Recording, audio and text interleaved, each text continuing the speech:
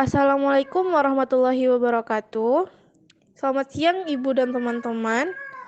Pada kesempatan siang hari ini, kami dari kelompok 3 izin untuk mempresentasikan hasil diskusi yang telah kami diskusikan. Baiklah, sebelum kami mempresentasikan materi dari kelompok kami, izinkanlah saya untuk memperkenalkan anggota kelompok saya. Baiklah, anggota kelompok 3 terdiri dari saya sendiri yaitu Anila Hayatun Nufus dan rekan saya yang bernama Diana Handayani, Lucy Octavia, dan juga Felina Pratiwi. Baiklah, untuk penyampaian materi pertama dari kelompok kami akan disampaikan oleh rekan saya yaitu Diana Handayani. Kepada Diana Handayani, waktu dan layar saya persilahkan. Terima kasih kepada moderator. Baiklah, saya akan membacakan materi yang pertama, yaitu A. Aliran filsafat idealisme. Aliran filsafat idealisme merupakan suatu aliran tertua dan dituguhi oleh Plato. Sejarah ini berawal dari pemikiran Plato mengenai suatu kebenaran yang bersifat empiris, yang dilihat dan dirasakan dalam esensi dan juga menekankan moral dan menjadi sumber utama. Idealis adalah doktrin yang mengajarkan bahwa hakikat dunia fisik hanya dapat dipahami dalam ketergantungan terhadap jiwa roh. Saya ucapkan terima kasih kepada Diana Handayani atas penyampaian materi yang pertama.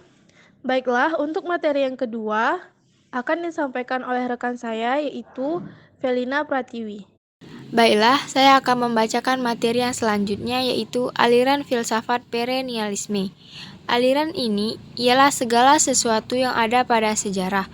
Filsafat ini muncul pada abad pertengahan pada zaman keemasan agama Katolik dan Kristen. Perennialisme berasal dari kata perennial atau abadi dan kekal.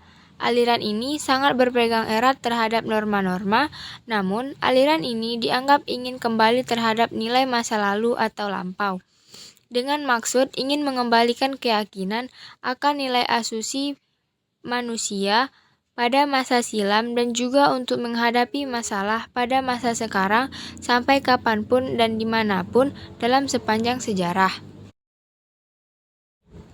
Dan yang selanjutnya adalah aliran esensialisme. Aliran esensialisme muncul pada zaman Renaissance dengan ciri-ciri utama berbeda dengan progresisme. Progresif mempunyai pandangan bahwa banyak hal itu mempunyai sifat yang serba fleksibel dan nilai-nilai itu berubah dan berkembang. Esensialisme menganggap bahwa dasar pijak fleksibilitas dalam segala bentuk dapat menjadi sumber tumbuhnya pandangan yang berubah-ubah. Aliran esensialisme berasal dari dua kata yaitu esensial dan isme. Esensial yang artinya inti atau pokok dari segala sesuatu dan isme artinya aliran atau macam.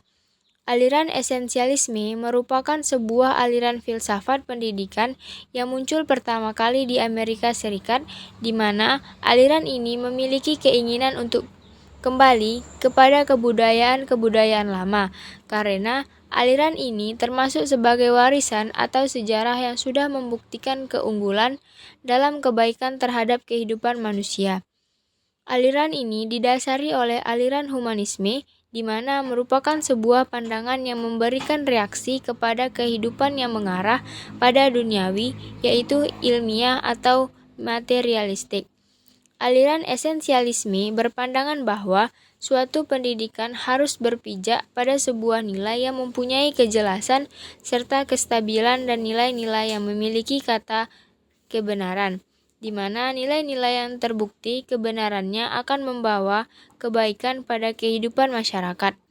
Kemudian, dasar pijakan aliran ini lebih fleksibel dan terbuka untuk perubahan, toleran, dan tidak ada keterkaitan dengan doktrin tertentu. Terima kasih saya ucapkan kepada rekan saya Felina Pratiwi yang telah menyelesaikan penyampaian materi yang kedua. Baiklah, untuk materi terakhir akan disampaikan oleh rekan saya yaitu Lucy Octavia. Kepada Lucy Octavia, waktu dan layar saya persilahkan. Selanjutnya adalah tokoh aliran esensialisme. Yang pertama ada William C. Buckley. William C. Buckley berpendapat bahwa filsafat esensialisme ini memiliki ciri-ciri, yaitu minatnya yang kuat dan tahan lama pada seorang peserta didik, sering tumbuh dari upaya belajar yang menarik perhatiannya. Yang kedua, pengawasan, pengarahan, dan bimbingan orang dewasa itu melekat pada balita yang panjang. Yang ketiga, kemampuan untuk mendisiplinkan diri harus menjadi tujuan pendidikan. Maka tujuan menegakkan kedisiplinan adalah salah satu cara yang diperlukan untuk mencapai tujuan pendidikan tersebut. Yang keempat atau yang terakhir adalah esensialisme. Ini menawarkan sebuah teori yang kokoh dan kuat dalam suatu pendidikan, sedangkan sekolah-sekolah pesaingnya memberikan teori yang lemah. Yang kedua, ada Johann Friedrich Herbart, berpendapat bahwa tujuan pendidikan adalah untuk menyesuaikan jiwa seseorang dengan kebijaksanaan dari Tuhan, sedangkan proses pencapaian tujuan pendidikan disebut dengan pengajaran.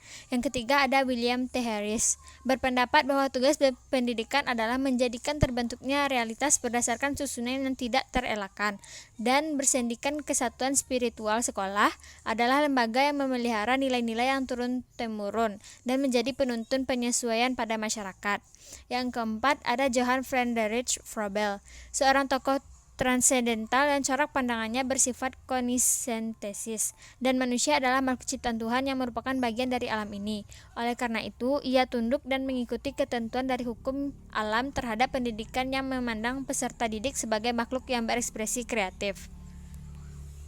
Terima kasih saya ucapkan kepada Lucy Octavia. Baiklah, Ibu dan teman-teman, sekian dari penyampaian materi dari kelompok kami. Banyak maaf atas segala kekurangan. Saya tutup presentasi hari ini dengan mengucapkan hamdalah dan juga Assalamualaikum warahmatullahi wabarakatuh.